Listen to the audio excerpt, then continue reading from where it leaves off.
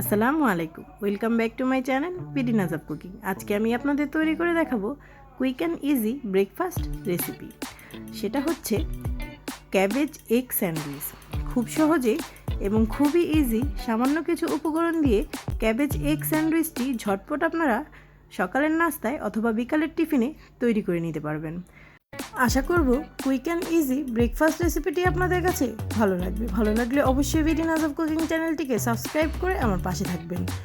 Cabbage egg sandwich তৈরির জন্য এখানে নিয়েছি হাফ কাপ পরিমাণ গাজর কুচি। গাজরটাকে একটু লম্বাটে করে কেটে নিয়েছি। আর নিয়েছি 1 কাপ পরিমাণ বাঁধাকপি কুচি।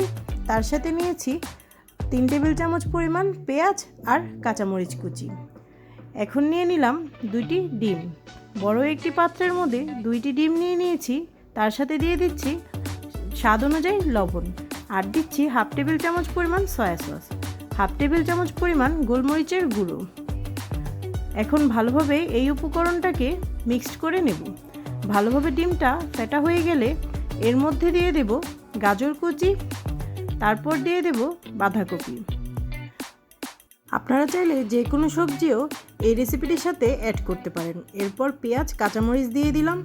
দিয়ে এখন ভালোভাবে একটু মিক্সড করে নেব। যতটা ভালোভাবে মিক্সড করবেন ততটাই ভালোভাবে এই স্যান্ডউইচটি তৈরি করে নিতে পারবেন। খুবই হেলদি একটি রেসিপি এই ক্যাবেজ এগ স্যান্ডউইচটি। তৈরি করে দেখবেন, আপনাদের কাছেও ভালো লাগবে। এখন চুলায় একটি প্যান বসিয়ে দিলাম। তার মধ্যে 1 টেবিল চামচ পরিমাণ বাটার দিয়ে দেব। অবশ্যই বাটার দিয়ে এই ক্যাবেজ এগ স্যান্ডউইচটি তৈরি করবেন, তাহলে এর স্বাদ খুবই অসাধারণ লাগবে। সকালের ব্রেকফাস্ট অথবা বাচ্চাদের টিফিনে অথবা বিকালের নাস্তার জন্য পারফেক্ট একটি খাবার হচ্ছে এই ক্যাবেজ এগ স্যান্ডউইচটি।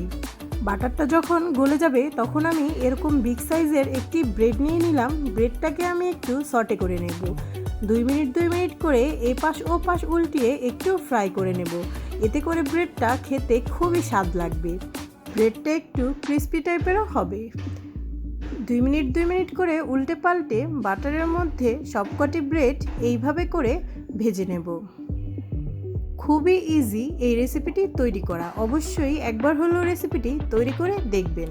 এবার ওই পাত্রের মধ্যে 2 টেবিল চামচ পরিমাণ তেল দিয়ে দিয়েছি। এখন যে ক্যাবেজের মিক্সচারটা রেডি করে রেখেছিলাম সেটাকে আমি একপাশে সাইড করে দিয়ে দেব। এমনভাবে দিতে হবে যেন একটি স্কোয়ার শেপ তৈরি হয়। 3 টেবিল চামচ পরিমাণ দিয়েছি আমি এখানে, আর এইভাবে করে স্কোয়ার শেপে ছড়িয়ে দিলাম। দেখুন, খুবই ইজি এই রেসিপিটি তৈরি করা। খেতেও কিন্তু এর স্বাদ খুবই অসাধারণ। এখন এই চামচটা দিয়ে আমি সাইডগুলো একটু ট্যাপ ট্যাপ করে সমান করে দিচ্ছি। এইভাবে করে 3 থেকে 4 মিনিট আমি এটাকে রান্না করব। 3 থেকে 4 মিনিট রান্না করলে আমার এক পাশ হয়ে যাবে। তখন আমি আরেক পাশকে মাছ বরাবর এইভাবে উল্টে দেব। লক্ষ্য করবেন আমি কেমনটি করে দিয়েছি। দেখুন, আমার ব্রেডটা যতটুকু সাইজের ঠিক ততটুকু সাইজের কিন্তু আমার এই এগ ক্যাবেজটা তৈরি করে নিলাম। দেখতে খুবই অসাধারণ লাগছে, খেতেও কিন্তু এর স্বাদ খুবই অসাধারণ। এইভাবে উল্টে পাল্টে নিয়ে উপরটা হালকা একটু ব্রাউন কালার করে ভেজে নেব। দেখুন, আমার ব্রাউন কালার করে এই ক্যাবেজ এগটা ভাজা হয়ে গেছে। এইভাবে করে সবকটি আমি ভেজে নেব, ঠিক যে কয়টি আমি স্যান্ডউইচ তৈরি করব। স্যান্ডউইচ তৈরির জন্য ব্রেডটাকে যে বাটার দিয়ে ভেজে রেখেছিলাম সেটার উপরে আমার এখন এগ ক্যাবেজটা দিয়ে দিলাম। তারপর এর উপর দিয়ে আমি কিছু টমেটো সস দিয়ে দিচ্ছি। 2 টেবিল চামচ পরিমাণ টমেটো সস দিয়ে দিলাম। আপনারা চাইলে মেয়োনেজও দিতে পারেন, তবে সকাল সকাল যেহেতু ব্রেকফাস্টটা হবে সে কারণে আমি আর মেয়োনেজ দিলাম না এর উপরে, তবে আপনারা চাইলে দিয়ে দিতে পারেন।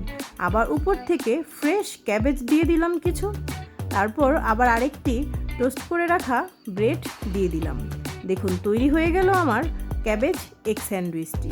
খুবই ইজি এবং খেতে কিন্তু এর স্বাদ খুবই অসাধারণ।